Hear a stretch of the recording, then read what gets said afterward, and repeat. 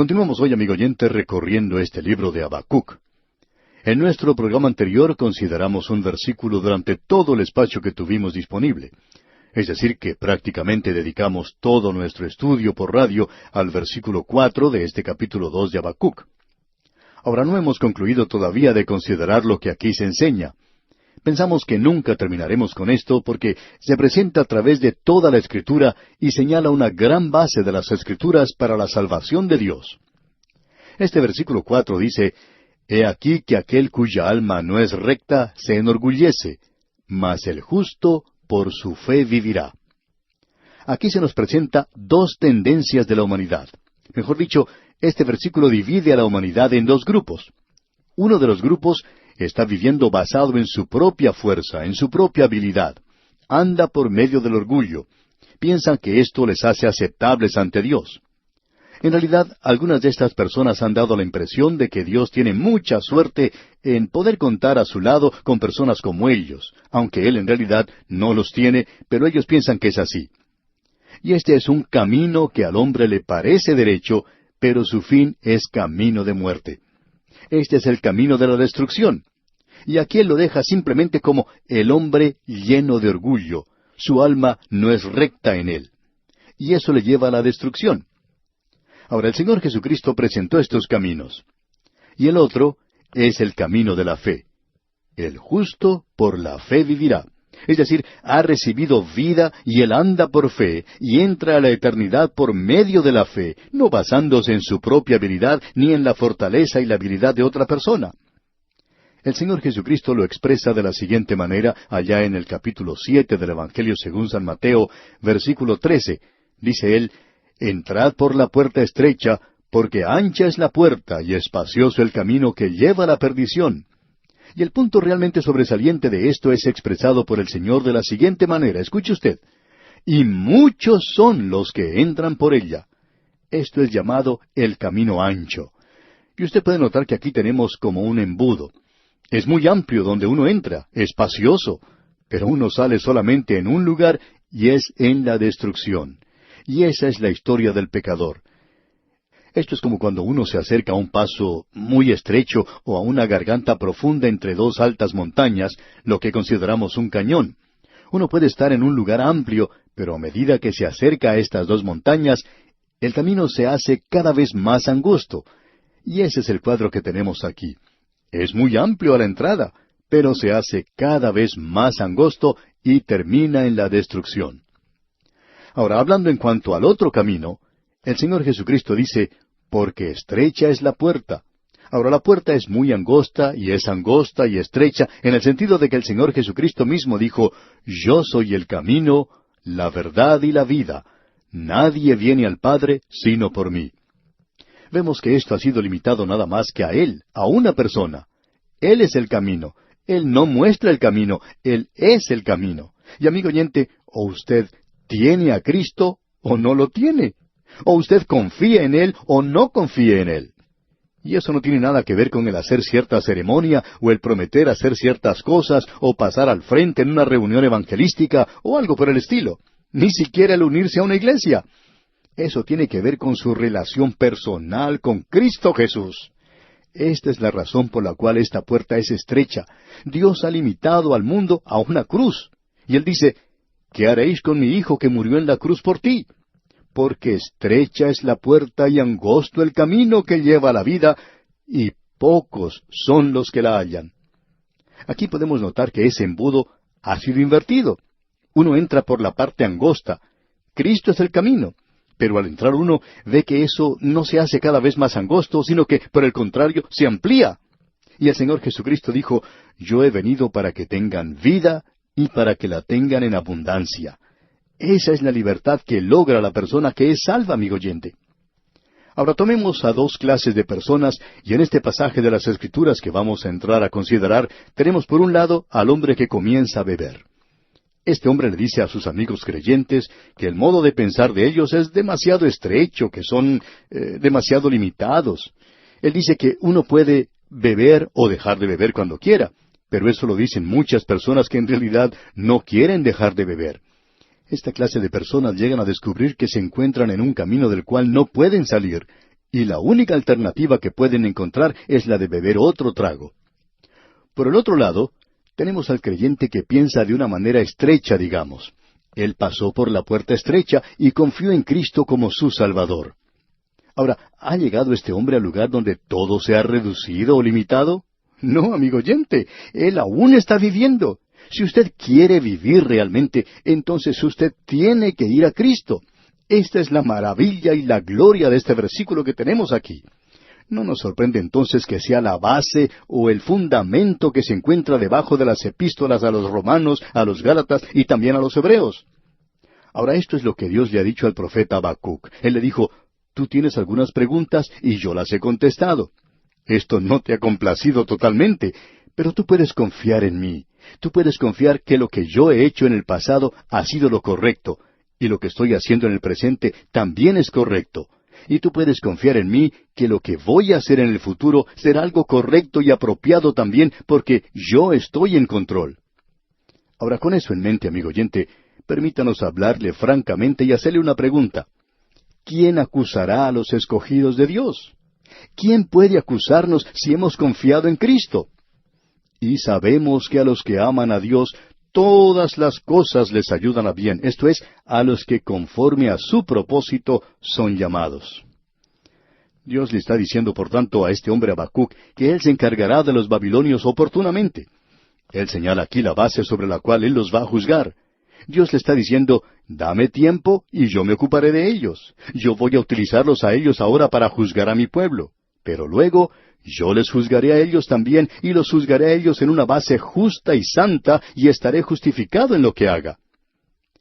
Tenemos ahora 5 lamentos o ayes que presenta el profeta aquí, y esto es tan sintomático y tan ordenado como cualquier cosa que uno pueda encontrar en las Escrituras. Se nos dice que los próximos 2 capítulos de Habacuc, este segundo y tercer capítulo, son como un salmo.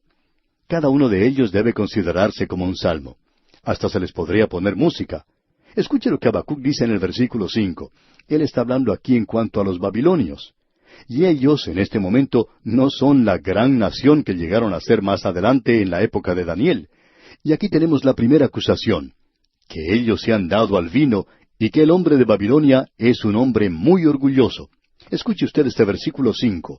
Dice, y también el que es dado al vino es traicionero, hombre soberbio que no permanecerá. Ensanchó como el Seol su alma, y es como la muerte que no se saciará. Antes reunió para sí todas las gentes, y juntó para sí todos los pueblos. Babilonia llegó a ser el primer gran poder mundial. Eso era lo que ellos estaban buscando, y eso fue lo que llegaron a ser. Y esta ha sido la filosofía de muchas grandes naciones alrededor del mundo, la de obrar en base a eso, de que algún día lleguen a gobernar al mundo entero.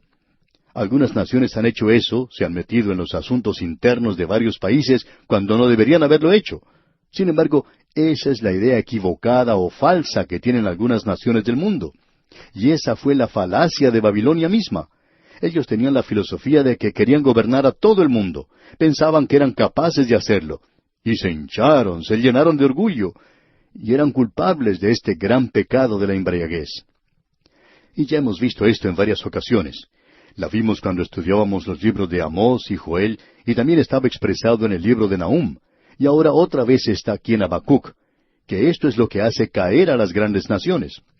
Nahum presentó de una manera muy clara que fue la embriaguez, la borrachera la que hizo caer a Asiria. También fue la embriaguez lo que obligó a Dios a enviar al reino del norte a la cautividad. Y Habacuc está diciendo aquí que es la embriaguez lo que hará que Dios destruya totalmente a ese gran reino babilónico. Es decir, que la embriaguez obra su propia destrucción cuando la gente llega a ser una nación de borrachos. Eso fue lo que caracterizó a Babilonia. Y si usted lee el capítulo 5 del libro de Daniel, el cual estudiamos no hace mucho tiempo, usted recordará que Belsasar hizo una fiesta. Y esa fue la noche cuando cayó Babilonia. ¿Por qué? Porque estaban todos borrachos. Era una noche de desenfreno y embriaguez.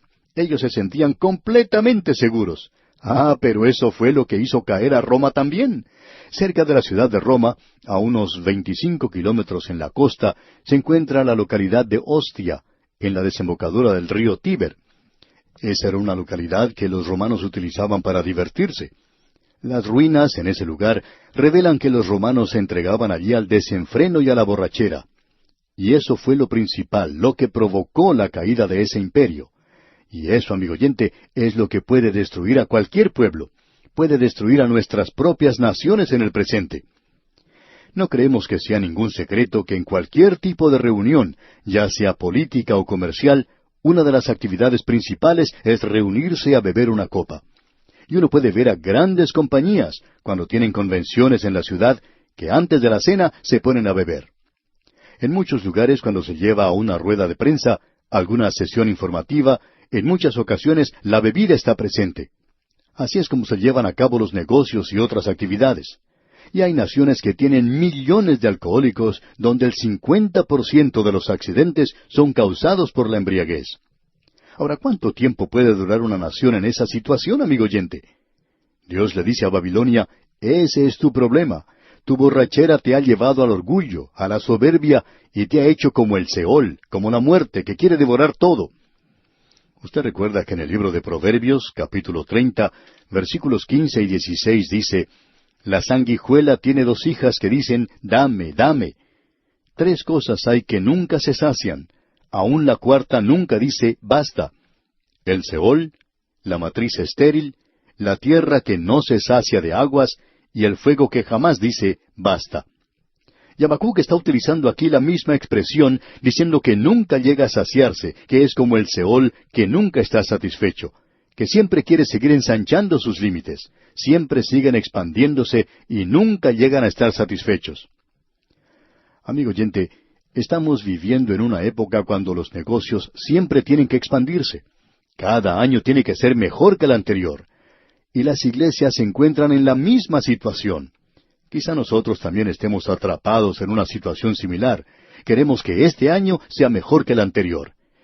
¿Qué es esto que está sucediendo hoy? La iglesia tiene que tener más miembros que el año anterior. Su presupuesto tiene que ser más alto, más amplio que el año anterior. Y si no lo es, entonces, amigo oyente, estamos fracasando. Es decir, creemos que estamos fracasando. Como el Seol, y es como la muerte que no se saciará. Y eso es lo que nos empuja a muchos de nosotros en el presente. Eso fue lo que hizo caer a Babilonia. Dios dice que Él los está juzgando a ellos por estas cosas. Ahora Él presenta aquí estos 5 lamentos, estos 5 ayes de manera específica. Y en el versículo 6 leemos, ¿no han de levantar todos estos refrán sobre Él y sarcasmos contra Él? Dirán, ay del que multiplicó lo que no era suyo. ¿Hasta cuándo había de acumular sobre sí prenda tras prenda? Esto aparentemente tiene que ver con el firmar una garantía. Es una cosa el comprar una propiedad y pagar por ella, pero es otra cosa el apoderarse de eso por la fuerza. El primer ay es un proverbio sarcástico contra Babilonia, porque ellos estaban apoderándose por la fuerza de aquello que no les pertenecía, que no era suyo como nación. Así es que aquí tenemos este proverbio sarcástico de parte de Dios contra esta nación por querer más y por apoderarse de aquello que no le pertenece. Amigo oyente, Dios ha dispuesto que en el presente el hombre se gane la vida por medio del sudor de su frente, y si usted no se está ganando la vida por medio del sudor de su frente, entonces alguna otra persona lo está haciendo por usted, porque usted no puede ganárselo de ninguna otra manera. La forma en que Babilonia quería hacerlo es que otra persona hiciera el trabajo. Así es que se apoderaban de ellos por la fuerza. Y este es el primer lamento que tenemos aquí, el primer ay. Dios dice que Él los va a juzgar por eso. Él quiere que usted sepa que Él es recto y justo en obrar de esa manera. Y aquí en el versículo 7 leemos, ¿no se levantarán de repente tus deudores y se despertarán los que te harán temblar y serás despojo para ellos? Dios está diciendo, ¿no sabes acaso que todo lo que el hombre sembrare, eso también segará? Tú le vas a quitar algo a alguna nación, y alguna otra nación te lo va a quitar a ti. Y la misma clase de gente, los medos y los persas, llegaron a ser una gran nación, y ellos se apoderaron de Babilonia. Ellos, en forma astuta, llegaron de noche, desviaron las aguas del río Éufrates que pasaban a través de la ciudad, y por allí se introdujeron los ejércitos a la ciudad y la destruyeron. Así es que esta terrible acción se repite. Amigo oyente, usted sabe que el hombre es sanguinario, que el hombre es codicioso. Y llegamos así al final del primer lamento, aquí en el versículo 8, donde dice, por cuanto tú has despojado a muchas naciones, todos los otros pueblos te despojarán, a causa de la sangre de los hombres y de los robos de la tierra, de las ciudades y de todos los que habitan en ellas. Y en el versículo 9 tenemos el segundo lamento, el segundo ay. Escuche usted. Ay del que codicia injusta ganancia para su casa, para poner en alto su nido, para escaparse del poder del mal. Ahora debemos decir que debemos codiciar las cosas mejores, los mejores dones. Creemos que un creyente debería tener el deseo de querer agradar a Dios. Nos referimos a esa clase de codicia. Pero lo que se menciona aquí, por supuesto, es algo malo. Es el codiciar aquello que no le pertenece a uno. El codiciar la propiedad del vecino, codiciar la esposa del vecino, codiciar la riqueza del vecino.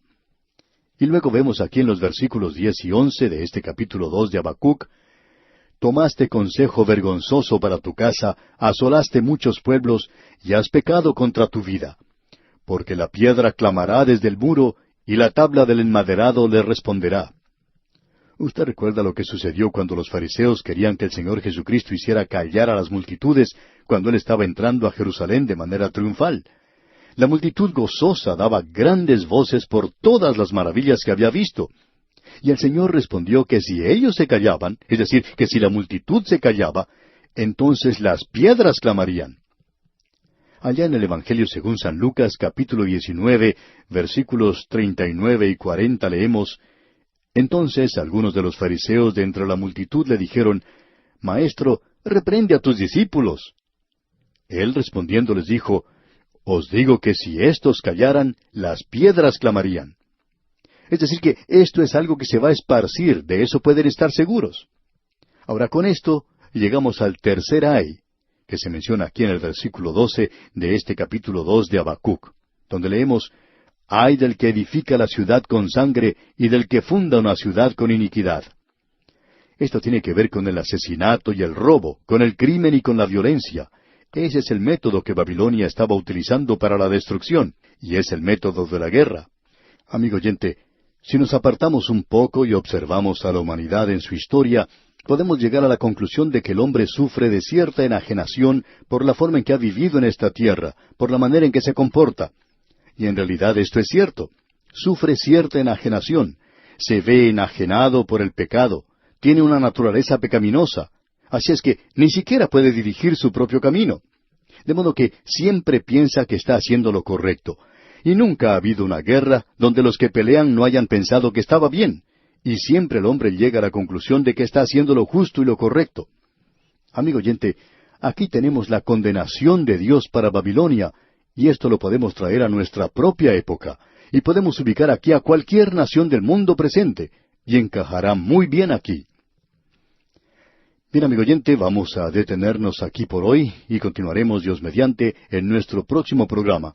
Mientras tanto, le recomendamos leer todo este capítulo 2 de la profecía de Habacuc para estar más familiarizado con su contenido y extraer de este estudio el mayor provecho posible.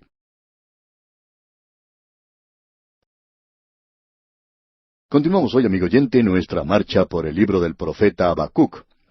No concluimos nuestro estudio en el programa anterior y nuevamente queremos decir que esto se origina en el segundo versículo, cuando este hombre, con sus preguntas, fue a la torre del vigía y allí Dios le habló. Dios le dio ese tremendo versículo en cuanto a que Él está obrando con la humanidad hoy, siguiendo su plan y su propósito que proviene de la eternidad y alcanza hasta la eternidad. Y que Dios tenía un plan por medio del cual Él iba a salvar al hombre pecaminoso y que ese era el Cordero de Dios, entregado antes de la fundación del mundo. Desde antes que Dios creara alguna cosa física, cuando ni siquiera el hombre estaba en existencia, Dios ya había determinado que Él iba a obrar, Él iba a desarrollar un plan para ese hombre. Así es que hoy la humanidad está avanzando, está actuando en este pequeño mundo en el que vivimos. Y aparentemente el hombre ha estado en esta tierra ya por varios miles de años. ¿Cuántos? No lo sabemos. Pero estamos convencidos que los científicos tampoco lo saben. Pero han escrito muchos libros en cuanto a esto, y eso está bien. Pero nuestra estimación en cuanto a la cantidad de años, y la suya, amigo oyente, es tan buena probablemente como la de ellos. El hombre no ha estado aquí por mucho tiempo en realidad, y se está dirigiendo en dos direcciones. Y esto es lo que vio este profeta Habacuc. Ahora allí tenemos a ese hombre, inflado por su propio orgullo, tratando en su propia fuerza de obtener todo lo que pueda aquí en esta tierra. Él había rechazado a Dios, estaba en rebelión contra Dios, no tenía ninguna capacidad para él. Y ese camino lleva a la destrucción. Luego hay otro camino, y ese camino es que el justo por la fe vivirá, la fe en el Salvador que murió en la cruz. Ahora, cuando el hombre va por otro camino, estas son las cosas por las cuales Dios le juzgará. No tanto por haber tomado el camino equivocado, sino que ese camino le ha llevado a ciertos lamentos o ayes que pertenecen a la nación de Babilonia, y esa es la razón por la cual Dios les castigó. El primer ay lo observamos en el versículo 6 de este capítulo 2 de Habacuc, que esta nación se había apoderado por la fuerza de aquello que no le pertenecía, algo que no era de ella. Se apoderaron de eso por medio de la fuerza, y Dios los juzgará por eso. Luego tenemos el segundo ay, y es la codicia. Ellos codiciaban todo, y Dios los castigaría por eso. El tercer lamento o ay es que aquello que habían obtenido, lo habían obtenido por medio de la violencia, el asesinato, la espada, por medio de la brutalidad, y Dios les juzgará por eso. Eso lo vimos en el versículo 12 de este capítulo 2. El cuarto ay es la embriaguez y la inmoralidad. Y vamos a leer una vez más hoy el versículo 12 y también el versículo 13 de este capítulo 2 de Habacuc. Ay del que edifica la ciudad con sangre y del que funda una ciudad con iniquidad. ¿No es esto de Jehová de los ejércitos? Los pueblos pues trabajarán para el fuego y las naciones se fatigarán en vano. Piense, amigo oyente, en todos los esfuerzos vanos que muchas de las grandes naciones del pasado han hecho. En lugar de edificar, ellos dedicaron más tiempo a destruir. Por ejemplo, tenemos a Grecia. Esos ejemplares maravillosos de la arquitectura, de las estatuas, el arte y la literatura, y sin embargo, los griegos dedicaron más tiempo a la destrucción siguiendo a Alejandro Magno cuando él se dirigió hacia el Asia, donde él no hizo otra cosa sino destruir una ciudad tras otra, una civilización tras otra. Eso es lo que le señala o le destaca a él. Eso es lo que señalaba o destacaba a Babilonia también, la nación que se menciona específicamente aquí. Luego en el versículo 15 de este capítulo 2 de Habacuc podemos leer, «Ay del que da de beber a su prójimo, ay de ti, que le acercas tu hiel y le embriagas para mirar su desnudez». Esta embriaguez es un poco diferente a la embriaguez que se menciona en el versículo 5. Allí Dios dice que el hombre dado al vino es traicionero. Pero lo que está diciendo aquí es algo trágico. Ay del que da de beber a su prójimo. Es decir, que el licor hoy se utiliza como un método para llevar a otra persona a cometer una inmoralidad trágica. Esto lleva al derrumbamiento de la moralidad. Lleva a los hombres a cometer pecados que de otra manera ni siquiera estarían enterados. La falta de honradez, por ejemplo, y muchos otros. Esto ocurre con frecuencia alarmante en las grandes compañías comerciales. Cierto hombre de negocios que formaba parte de una gran compañía, y también otro que trabajaba para un banco, contaban algo que es realmente sorprendente. Decían ellos que una de las cosas que ellos hacían era emplear a ciertos hombres, que por lo general ocupaban ciertos cargos, cuya labor era la de observar a algunos de los trabajadores, de los empleados, que comenzaban a beber demasiado. Tenían muchas formas de averiguar eso. A veces hablaban con la esposa de ese hombre. Le seguían cuando salían de noche y comenzaban a faltar al trabajo o a llegar tarde o no se presentaban por varios días. Y esas compañías hacen eso porque muchas de estas personas son muy inteligentes, trabajan muy bien, y por tanto estos hombres especializados en esta tarea hablan con ellos y los enfrentan con el problema de la vida que tienen y les ofrecen asistencia. Tratan de ayudarles para que abandonen el vicio de beber. Pero amigo oyente, esto parece una locura, porque estas mismas compañías tienen cócteles donde se ofrece mucha bebida y estos hombres se emborrachan. Y luego tienen que ayudarles a salir de la borrachera. Es como tener un hospital donde se lleva a personas que están sanas y allí se les contagia con algunos microbios y luego los operan y los curan para librarlos de la enfermedad que han contraído. Parece que el hombre fuera un conejillo de Indias en este mundo en el cual vivimos, ya que se hacen tantas cosas fuera de la lógica, aun por grandes compañías comerciales. Y esa es la condenación que tenemos en este versículo. Se les acusa de que están haciendo borrachos de esta gente. No solo que están bebiendo ellos, sino que están haciendo borrachos de los otros. Hay una pareja, el esposo y la esposa, entre otros, que están dedicando su tiempo a ayudar a los jóvenes que se encuentran bajo el poder de las drogas. Y esta pareja dice que los jóvenes provienen de hogares donde el padre y la madre acostumbran a beber. Ahora, si el papá y la mamá van a beber en la casa y vivir su clase de vida, ¿por qué este jovencito no puede tomar sus drogas? Nos gustaría tener una buena respuesta para esto, porque se nos ha hecho esta pregunta y nosotros no hemos podido dar una respuesta apropiada, porque pensamos que la mamá y el papá son los responsables porque el joven se entrega a las drogas. Creemos que detrás de las drogas se encuentra el alcoholismo y la embriaguez. Eso es lo que ha provocado que esto se haya esparcido de tal manera. Ahora, creemos que estas cosas no se dicen abiertamente hoy. Reconocemos que no las escuchamos decir por radio, y esto no lo hace a uno muy popular, que digamos. Pero no creemos que Habacuc haya sido muy popular, y por cierto que no lo era en Babilonia, donde había llegado su profecía. Ellos descubrieron que Dios condena la embriaguez y que Dios condena a aquellos que hacen borrachos de los demás. Escuchemos ahora lo que dice el versículo 16 de este capítulo 2 de Habacuc. Esto lleva a una inmoralidad crasa. Escuche usted. Te has llenado de deshonra más que de honra. Bebe tú también y serás descubierto. El cáliz de la mano derecha de Jehová vendrá hasta ti, y vómito de afrenta sobre tu gloria.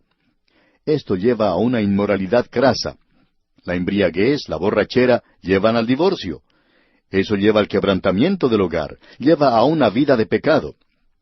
Amigo oyente, hemos llegado al punto donde uno ya pierde el respeto a los hombres que se encuentran en cargos gubernamentales, cuando se conoce muy bien que esas personas que hablan tanto en cuanto a la honradez y hablan tanto de cómo van a ayudar a los pobres, mientras ellos mismos son alcohólicos y están bebiendo como un pez.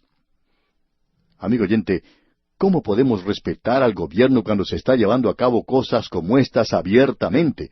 Y sin embargo, se nos dice que los respetemos, que los pongamos como ejemplos y que los apoyemos. Nos hace inclinar nuestra cabeza de vergüenza al ver que cosas así ocurren en nuestras instituciones gubernamentales.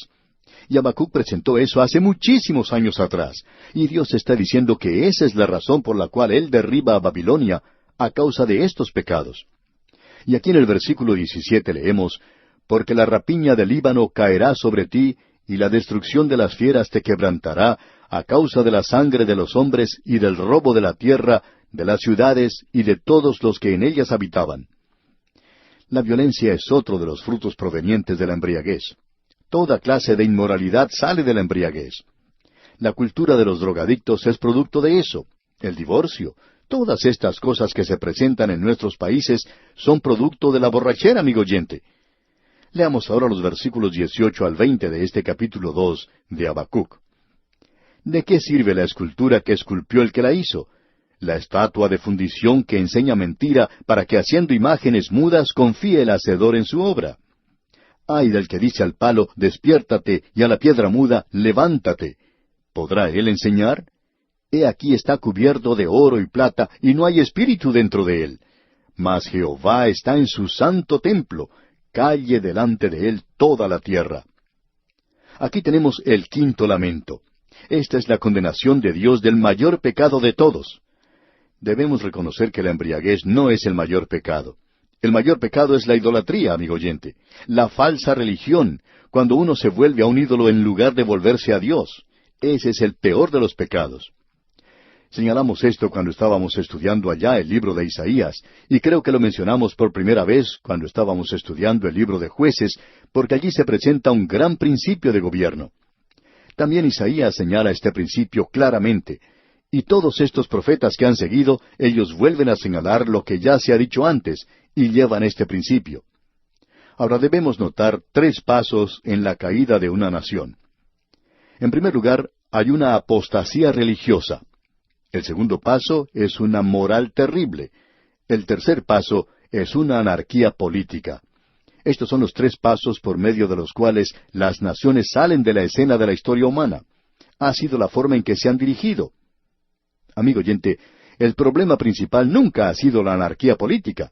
El problema principal nunca ha sido esa moralidad terrible.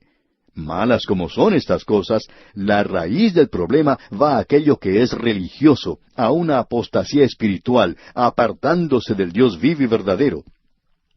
Y esto está sucediendo hoy con muchas naciones del mundo. Ahora nosotros no somos los únicos que decimos eso. Un eminente profesor de historia indica que los sueños de las naciones se desvanecen en medio de realidades aterradoras y en medio de señales visibles de una decadencia en nuestra sociedad contemporánea. Otro indica que en nuestra juventud teníamos un sentido muy profundo del propósito nacional, el cual hemos perdido al pasar de los años de nuestra vida a la gloria. Un periodista, por su parte, dice que en público hablamos en cuanto a lo optimista y maravilloso que aparece el futuro, pero que en conversaciones privadas de personas serias se habla de que el futuro es muy diferente, aparece muy oscuro. Ahora se comienza a hablar de ciertas dudas de que hombres de carácter moral sean capaces de resolver y siquiera controlar los problemas políticos, sociales y económicos que la vida ha colocado ante ellos. Este es el cuadro, esta es la historia de la caída de las naciones. Y esto es lo que nos alarma a nosotros, porque es un gran principio que ha sido señalado por Habacuc en la palabra de Dios. Y esto fue cumplido en la nación de Babilonia, porque comienza con apartarse del Dios vivo y verdadero. Hemos señalado en esta serie de programas que la idolatría está fuera de moda, que no hay personas inclinándose ante ídolos en algunos países. Pero por supuesto que esto no es totalmente cierto. Hay muchas personas que están adorando al dinero, por ejemplo, en el presente. Hay muchos hombres en el presente que adoran el sexo. Hay muchos que adoran el placer. Hay muchas mujeres que han entregado su virtud para poder llegar a ser una estrella famosa, para poder avanzar. Amigo oyente, a cualquier cosa a la que usted se entregue, cualquier cosa que tome todo su tiempo, toda su energía, todo de usted, esta es la adoración suya, ese es su Dios, ese es su ídolo, y eso es lo que Dios condena. Dios dice que es un Dios celoso. Dios dice, yo te he creado, yo te he formado y redimido. Y Dios quiere que estemos con Él. Y cuando el hombre le da la espalda a Dios, es lo peor que el hombre pueda hacer. Y el profeta Habacuc concluye este capítulo 2 diciendo aquí en el versículo 20, Mas Jehová está en su santo templo, calle delante de él toda la tierra. Nosotros creemos que aquí se está refiriendo al futuro, cuando el Señor vendrá a la tierra, cuando Él esté en su santo templo. Allí entonces toda la tierra se inclinará ante Él. Todo el conocimiento del día de hoy, todo el encanto, todo el atractivo y todo el placer, toda esa confusión desaparecerá. Pero también es cierto que la razón por la cual nosotros estamos teniendo nuestros problemas y dificultades aquí es que Él está allá en el cielo. El Señor está en su santo templo, y si el hombre le reconociera a Él, y se inclinara ante Él, y reconociera a Dios, sería algo maravilloso, amigo oyente. Si solo pudiéramos tener una semana de silencio, si todos los políticos se callaran por una semana entera, ¿no sería maravilloso si todos nosotros los predicadores de la radio también cerráramos nuestras bocas? ¿Y no sería maravilloso si todos los que están hablando tanto en el presente se quedaran callados y esperaran delante del Dios Todopoderoso? Amigo oyente, Jehová está en su santo templo, calle delante de Él toda la tierra. El Salmo 2 comienza con una pregunta, ¿por qué? Y esta es la pregunta que tenemos aquí, una pregunta de ¿por qué? Y esa pregunta ya en el Salmo 2 es, ¿por qué se amotinan las gentes y los pueblos piensan cosas vanas? ¿Por qué ese gran clamor? ¿Por qué toda esta protesta? Están lejos de Dios, se han olvidado que Dios está en los cielos. El poeta se equivoca cuando dice que Dios está en su cielo y todo anda bien con el mundo. Dios sí está en el cielo, pero todo anda mal por el mundo, porque el hombre no está en una relación correcta con Dios. Nuestro problema hoy, amigo oyente, no es un problema humano, sino que es un problema divino, es un problema de la relación del hombre con Dios. Esa es la única alternativa, la única salida. El justo por su fe vivirá. Bien, amigo oyente, hemos llegado así al final de nuestro estudio de este capítulo 2 de Habacuc. Dios mediante, en nuestro próximo programa comenzaremos a estudiar el capítulo 3. Mientras tanto, le sugerimos que usted lea este capítulo y se familiarice con su contenido.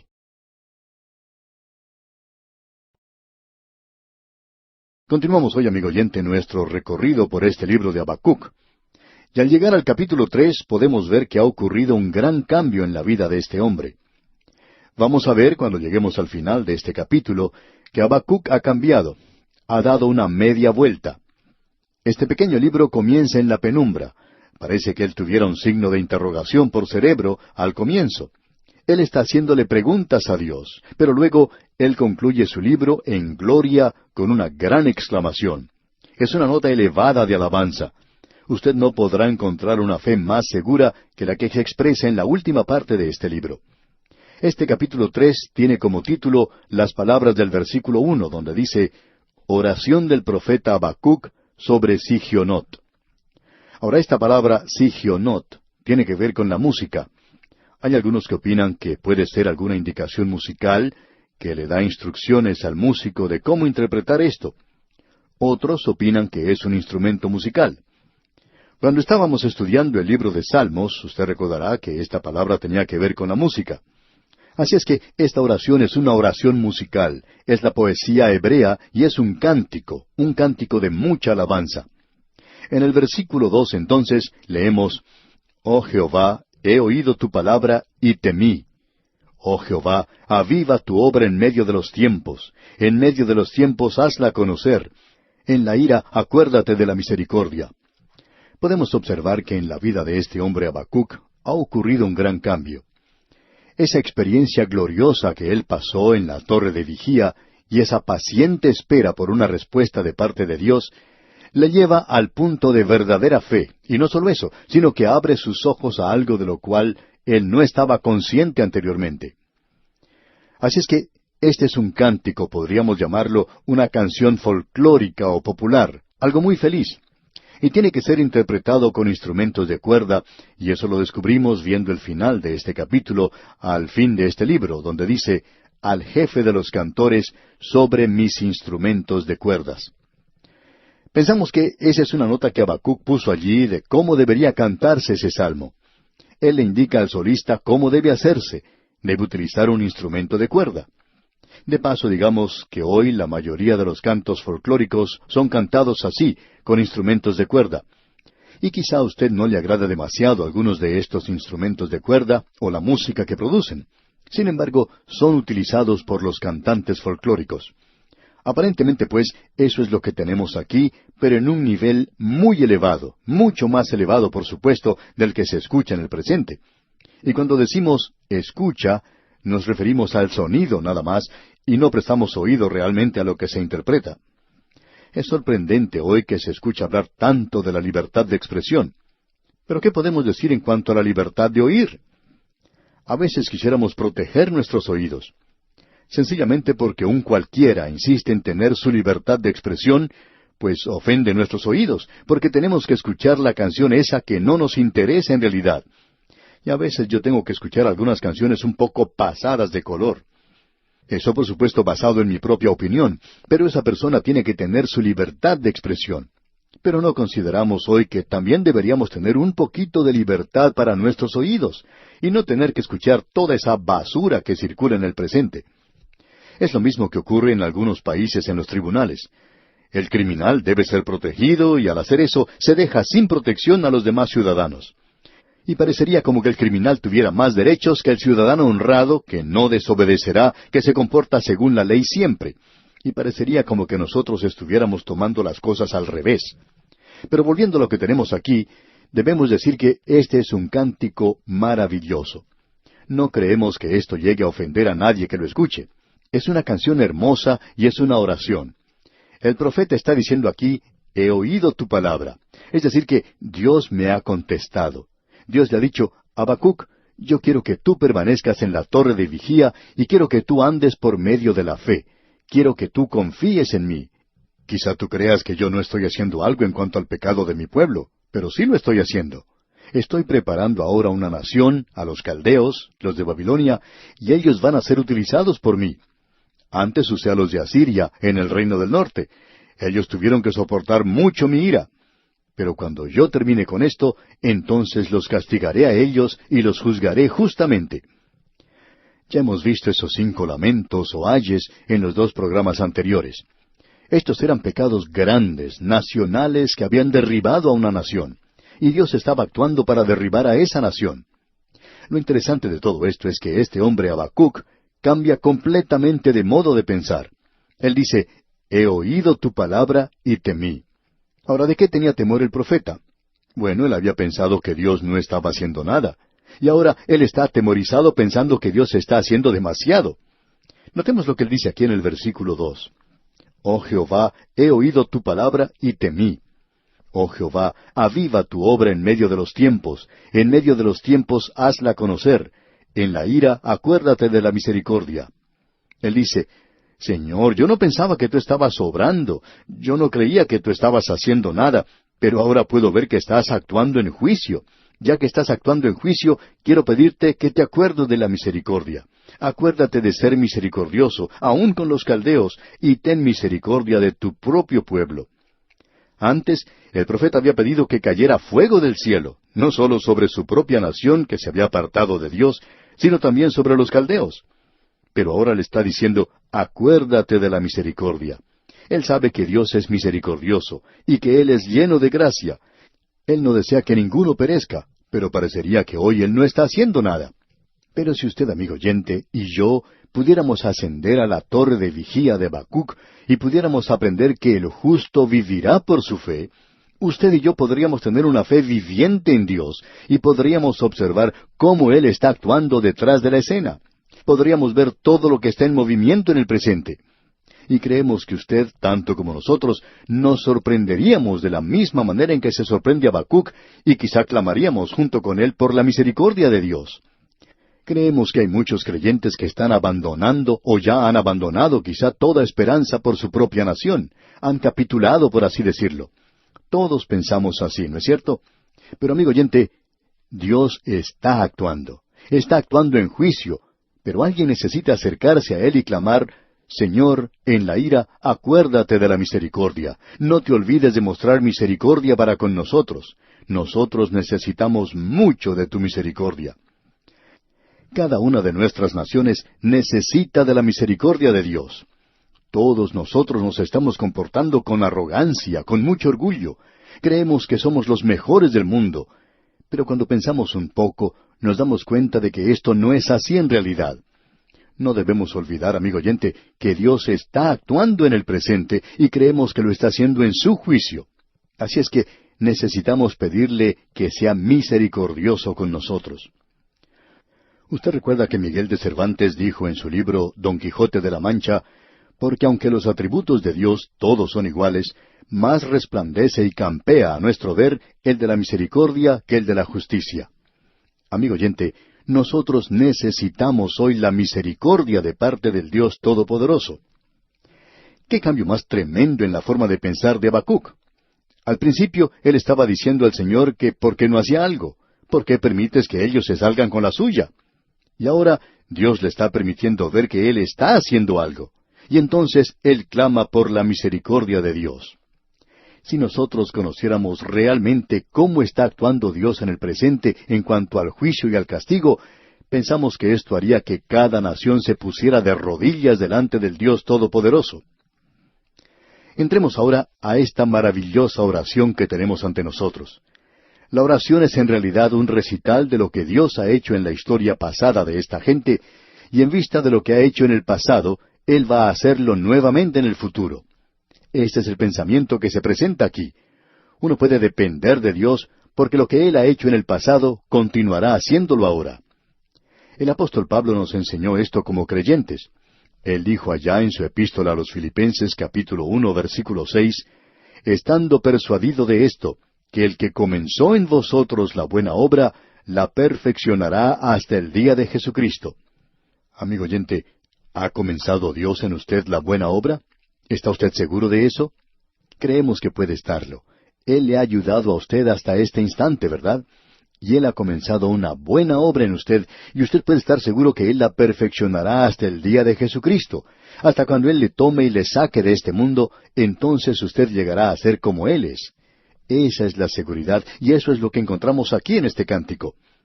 Nosotros pensamos que este cántico se puede dividir en 3 secciones. Así lo hemos presentado en las notas y bosquejos, dividido en 3 secciones. En los primeros 2 versículos tenemos la oración del profeta. Luego, comenzando con el versículo 3 y hasta el versículo 16, tenemos el programa de Dios. Luego, vemos la posición del profeta expresado en los versículos 17 al 19. Esto creemos que presenta la división de este capítulo 3 de Habacuc. Ahora, hablando de este programa de Dios, creemos nosotros que aunque ninguno es mencionado por nombre, hay tres hombres que pueden estar en la mente del profeta, porque este no es un salmo acerca de lo que algún hombre haya hecho, sino que es un salmo acerca de lo que Dios ha hecho a través de los hombres. Los hombres no son mencionados por nombre aquí. Hay muchos que solamente ven dos, es decir, dos hombres. Creemos que en los versículos 3 al 6 se indica a Abraham. Luego, en los versículos 7 al 10, tenemos a Moisés. Y en los versículos 11 al 15 se menciona a Josué. Esta es la forma en que nosotros dividiríamos esta sección en particular. Pero hay otros que piensan que Moisés se menciona en la primera sección. Veamos ahora lo que dice el versículo 3 de este capítulo 3 de Habacuc. Dios vendrá de Temán, y el Santo desde el monte de Parán. Sela. Su gloria cubrió los cielos, y la tierra se llenó de su alabanza. Ahora aquí se menciona dos ciudades, Temán y Parán. Estas son ciudades de Edom. Y muchos piensan que eso tiene que ver con los hijos de Israel. Ellos salieron de la tierra de Egipto, pero en realidad Abraham fue allí primero. Usted recordará que Abraham fue primero a Egipto. Luego tenemos esta interesante palabra, Sela. Esta es una palabra que también encontramos en el libro de los Salmos. Y esto también puede indicar que aquí tenemos un salmo. Ahora hay diferentes puntos de vista en cuanto al significado de esta palabra, Sela. Hay muchos que piensan que es una pausa en la música, un lugar para tomar aliento. Otros opinan que aquí es donde comienzan a sonar los tambores y que la música alcanza un tiempo crescendo. Sin embargo, muchos opinamos que lo que aquí indica es algo que mencionamos antes, y es pare, mire y escuche. Esto puede observarse muchas veces en los cruces a nivel de ferrocarril. Quizá usted recuerde haber visto justo antes del cruce un letrero que dice pare, mire y escuche. Pues bien, esto es lo que significa esta palabra, Sela, en este salmo. Dios vendrá de Temán y el Santo desde el monte de Parán. Ahora siéntese y tome nota de esto, está diciendo Dios. Esté seguro de oír esto. Y el cantor tiene que detenerse y tocar los tambores aquí. Sela. Esto es para llamar la atención a lo que se dice. No creemos que tenga demasiada importancia si se refiere a Abraham o si se está refiriendo a Moisés, porque Dios estaba presente con estos dos hombres. Y tenemos un cuadro realmente maravilloso de la gloria y la maravilla de Dios. Dice, su gloria cubrió los cielos y la tierra se llenó de su alabanza. Y eso no ha tenido lugar aún, pero fue cierto en cuanto se refiere a Abraham y a los hijos de Israel cuando ellos salieron de Egipto. Al comienzo hubo alabanzas en sus corazones. Por supuesto que más adelante ellos llegaron a quejarse y a lamentarse por el resto de la jornada, pero la gloria de Dios cubrió los cielos. Creemos que como creyentes necesitamos tener una viva impresión de la gloria de nuestro Dios, de cuán majestuoso, cuán maravilloso, cuán poderoso, cuán misericordioso es Él. Sigamos leyendo ahora aquí en el versículo 4 de este capítulo 3 de Habacuc. Y el resplandor fue como la luz, rayos brillantes salían de su mano, y allí estaba escondido su poder. Usted se ha dado cuenta que cuando sale el sol, se puede observar que aparecen rayos de luz. Bueno, ese es el cuadro que se nos presenta aquí. Creemos que cuando el Señor regrese a llevar a su iglesia, esa gloria estará presente.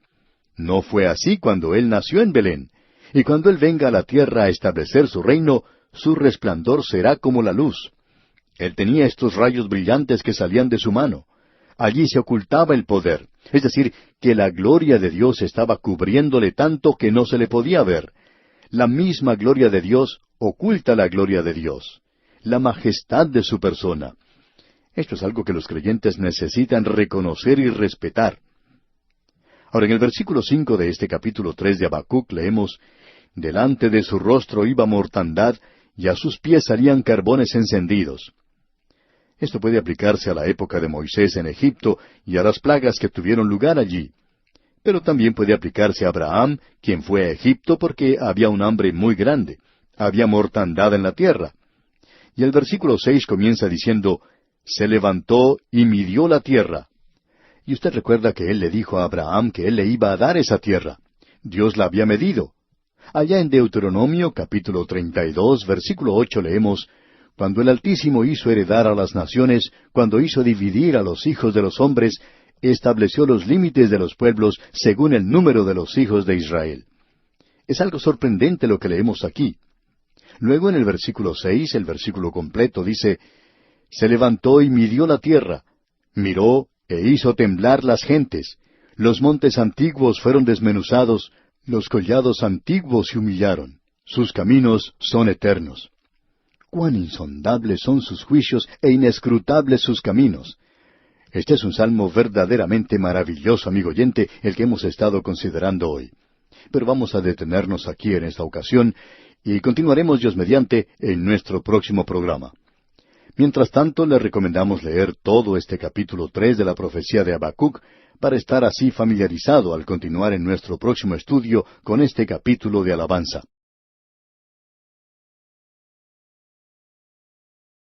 Continuamos hoy, amigo oyente, nuestro recorrido por el libro de Habacuc.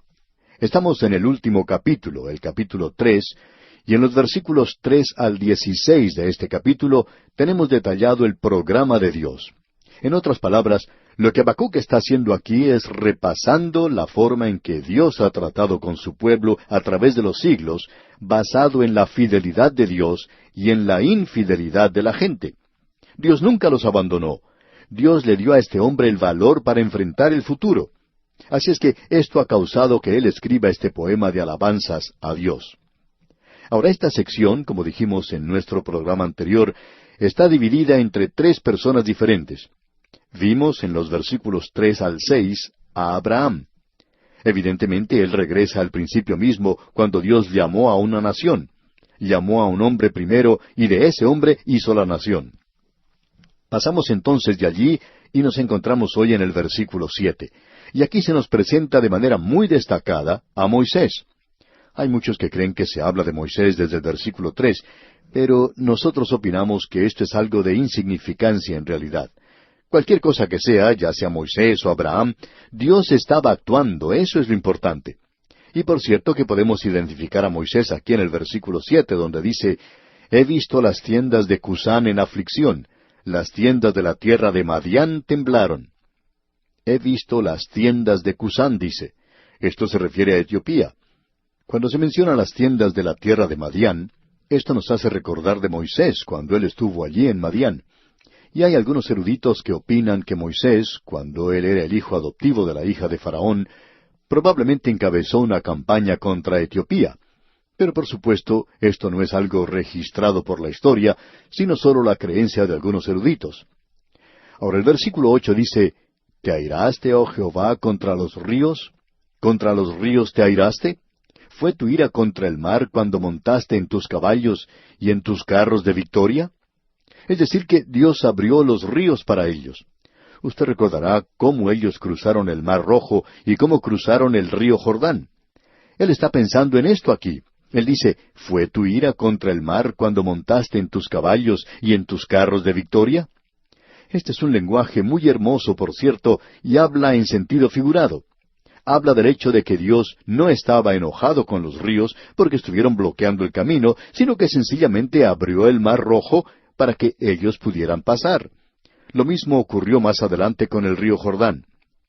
Ahora el versículo 9 de este capítulo 3 de Habacuc dice, «Se descubrió enteramente tu arco.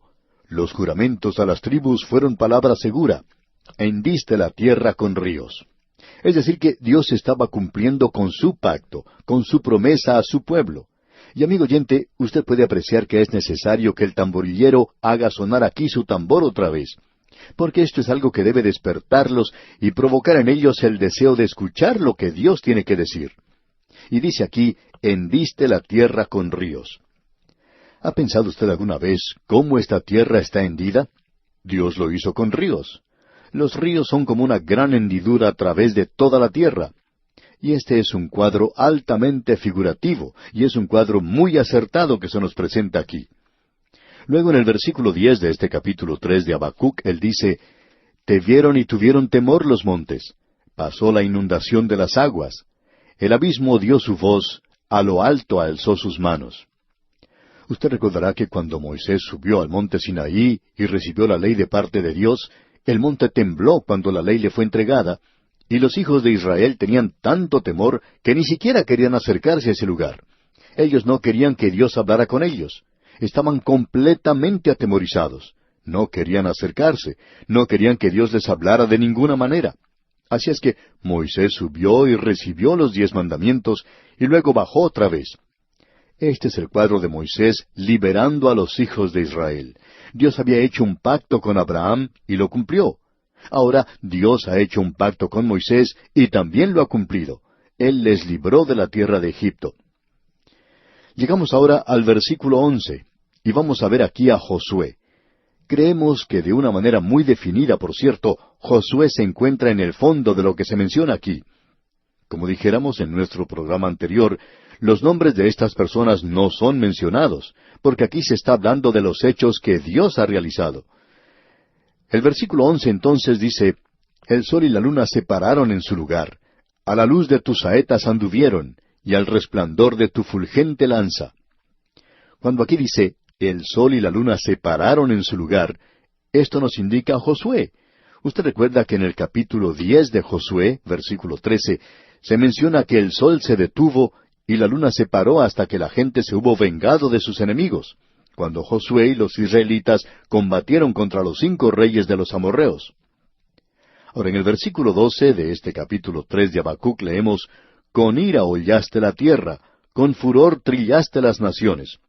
Es decir, que Dios había colocado a su pueblo en esa tierra. Él los colocó allí y los quitó de allí a causa del pecado en sus vidas. Los amorreos ocupaban la sección en la cual estaba ubicada Jericó. Esta gente estaba siendo consumida por las enfermedades venéreas. Dios los sacó de allí, de esa tierra, porque ellos estaban infectando a toda la familia humana en aquella época. Era como una plaga entre la gente de aquellos días. Y ahora en el versículo 13 leemos, «Saliste para socorrer a tu pueblo, para socorrer a tu ungido. Traspasaste la cabeza de la casa del impío, descubriendo el cimiento hasta la roca. Sela». ¿Ha habido alguna duda en cuanto a la expresión «a tu ungido» que se menciona aquí? Hay algunos que piensan que eso puede referirse a Israel y otros que se refiere al Mesías. Ahora, personalmente opinamos que quiere decir el Mesías, para socorrer a tu ungido. El Señor Jesús es el Salvador, el ungido. Y cuando aquí se menciona al ungido, la música alcanza su crescendo más elevado. Esto es lo que se llama en música fortísimo, algo muy alto, por cierto. Uno necesitaría una buena soprano o un hombre con una voz muy buena. Y amigo oyente, esta es una alabanza a Dios por la salvación que Él trajo a esta gente. Él les libró. Les sacó de la tierra de Egipto por medio de Moisés y les llevó a la tierra prometida por medio de Josué. Pero todos estos fueron hechos de Dios. Y Él estaba cumpliendo sus promesas. Y esa era su salvación para con ellos. Ahora notemos lo que dicen los versículos 14 y 15. «Horadaste con sus propios dardos las cabezas de sus guerreros, que como tempestad acometieron para dispersarme, cuyo regocijo era como para devorar al pobre encubiertamente. Caminaste en el mar con tus caballos, sobre la mole de las grandes aguas». El río Jordán fue abierto para permitir el paso de ellos cuando Josué los llevó a tomar la tierra prometida. Y aquí tenemos ahora la reacción del profeta. Nuestro deseo es poder hacer justicia a este tremendo, aunque pequeño libro, en este gran capítulo que tenemos aquí. Sabemos que somos totalmente inadecuados para presentarlo como debería ser presentado. Este es uno de los grandes pasajes de la palabra de Dios.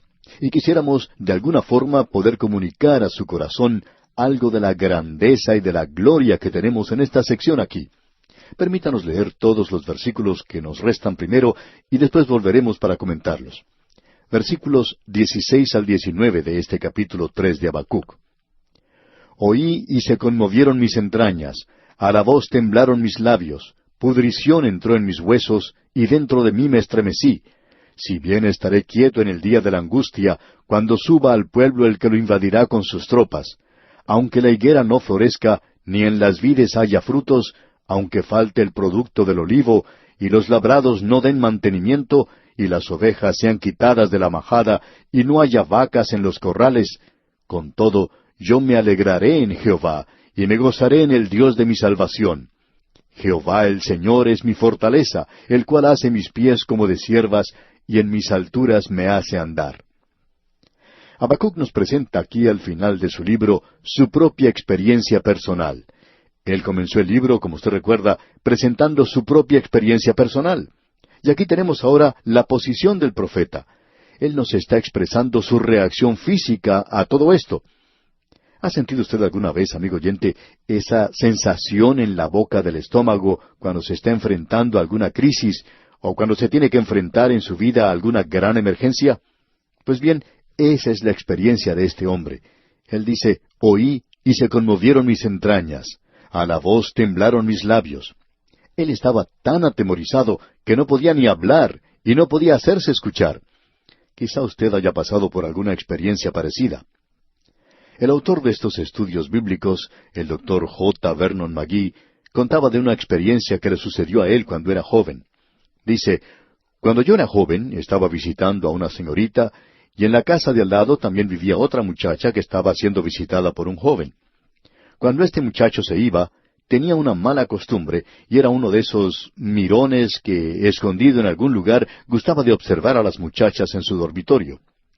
Él había estado haciendo eso aparentemente por algún tiempo, y esa noche, decía el Dr. McGee, cuando yo estaba visitando a mi amiga, una de las muchachas le observó cerca de la ventana, y me llamaron a mí para que les ayudara.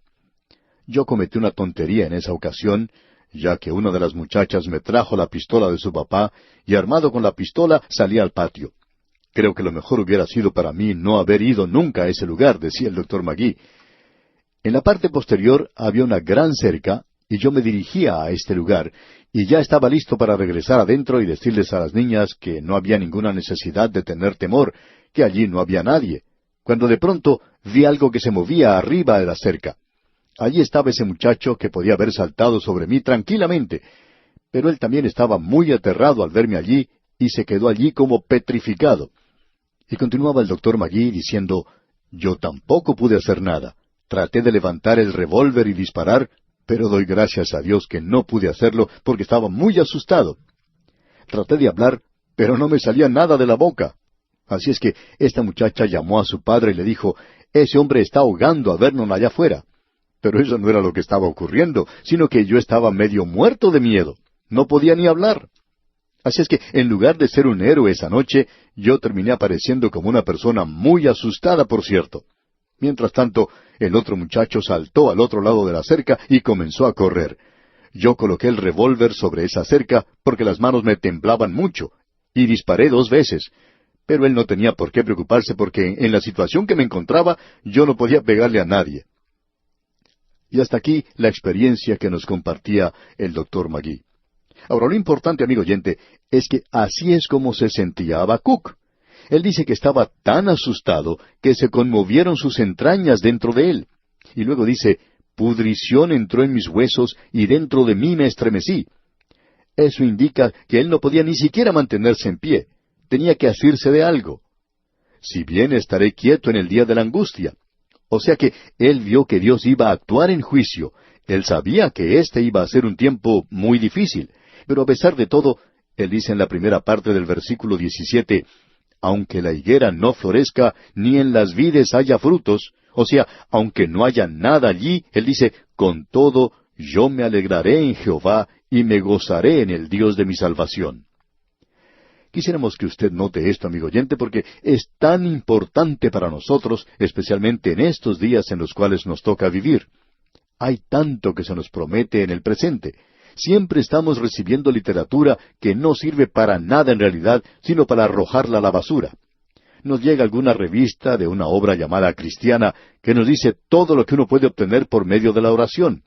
Que Dios le hará prosperar, que le dará buena salud, que le permitirá obtener de todo. Pero, amigo oyente, Dios no es un Papá Noel glorificado. Nuestro Dios está actuando de una manera muy definida.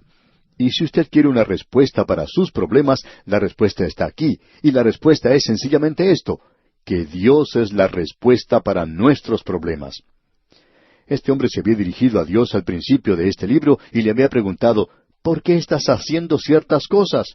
¿Por qué me permites que yo vea la maldad? ¿Por qué no actúas? Y luego Dios le llevó a la atalaya, a esa torre de vigía, y le permitió ver lo que él estaba haciendo. Y ahora este hombre dice, yo voy a andar por fe en Dios. Y Él es la respuesta para los problemas del presente. Yo no sé quién es usted o cuáles son sus problemas, pero Dios tiene la respuesta. Él es la respuesta. Usted puede tener fe y confianza en Él. Dios tiene un propósito para usted en su vida, amigo oyente, y Dios lo va a llevar a cabo sin lugar a dudas. Usted puede confiar en Cristo, y cuando usted confía en Él, usted verá que Él comienza a obrar en usted, y Él quiere hacerle a usted según su propia imagen.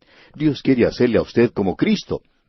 El apóstol Pablo nos dice en su epístola a los Romanos, capítulo 8, versículos 28 y 29, «Y sabemos que a los que aman a Dios, todas las cosas les ayudan a bien, esto es, a los que conforme a su propósito son llamados.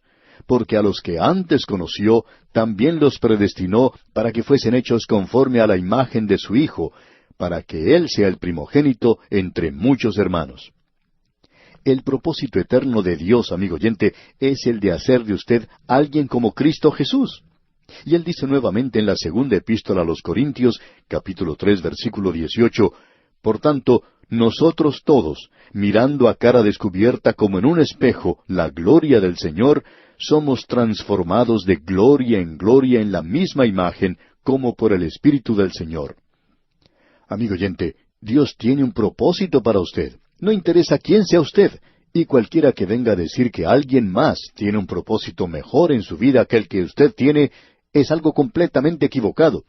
Usted es tan importante ante los ojos de Dios y en su propósito en el presente como cualquier individuo que haya vivido en esta tierra o que llegara a vivir en esta tierra. Él quiere hacerle a usted como Cristo. Nuevamente leemos allá en la primera epístola a los Corintios capítulo 15, versículos 47 al 49, que dice, «El primer hombre es de la tierra, terrenal. El segundo hombre, que es el Señor, es del cielo. Cual el terrenal, tales también los terrenales. Y cual el celestial, tales también los celestiales. Y así como hemos traído la imagen del terrenal, traeremos también la imagen del celestial». Nosotros estamos ahora en estos cuerpos humanos que han sido sacados de la tierra misma, y Dios nos ha hecho seres humanos, pero ese no es su propósito final. Somos terrenales, y Él quiere que nosotros seamos celestiales, y ese es el objetivo que Él tiene para nosotros. Supongamos que usted haya vivido en la época de Miguel Ángel, y que hubiera sido vecino de él. Y un día usted llega a visitar a Miguel Ángel en su estudio, y allí en el centro se encuentra un gran bloque de mármol, sucio, sin ninguna forma, cubierto de polvo y humedad, porque lo han traído así de la cantera. Y es nada más que un bloque de mármol. Es algo duro, frío, algo que no tiene ningún atractivo, por cierto. Pero usted regresa después de unos 6 meses, ¿y qué es lo que ha sucedido? Usted puede apreciar una hermosa estatua de David o de un ángel. Amigo oyente, de igual modo podemos ver que Dios tiene un propósito para usted y para mí. Estas son cosas terrenales, pero hay un propósito que es celestial. Amigo oyente, la idea del artista, el Espíritu Santo, es el de hacernos según su imagen, y el cincel es la disciplina del Señor Jesucristo. A quien Dios ama, castiga. Hemos visto esto. El martillo es la palabra de Dios. Y nosotros podemos decir hoy con el salmista en el Salmo 17:15, «En cuanto a mí, veré su rostro en justicia, estaré satisfecho cuando despierte a su semejanza». Amigo oyente, Dios es la respuesta a sus preguntas, y Dios es la respuesta a sus problemas. Así es que no importa quién sea usted o dónde esté, usted puede regocijarse en Él y se puede regocijar en su salvación y decir con este hombre, quien era muy pesimista al principio, pero que ahora puede decir, «Me gozaré en el Dios de mi salvación». Y el libro había comenzado con una nota triste, pero termina en gloria. Había comenzado con una pregunta, pero concluye con un signo de admiración poderoso. Concluye con este salmo magnífico. Que usted y yo, amigo oyente, seamos animados, seamos entusiasmados por la palabra de Dios. Y así llegamos al final de nuestro estudio de este tremendo libro de Habacuc.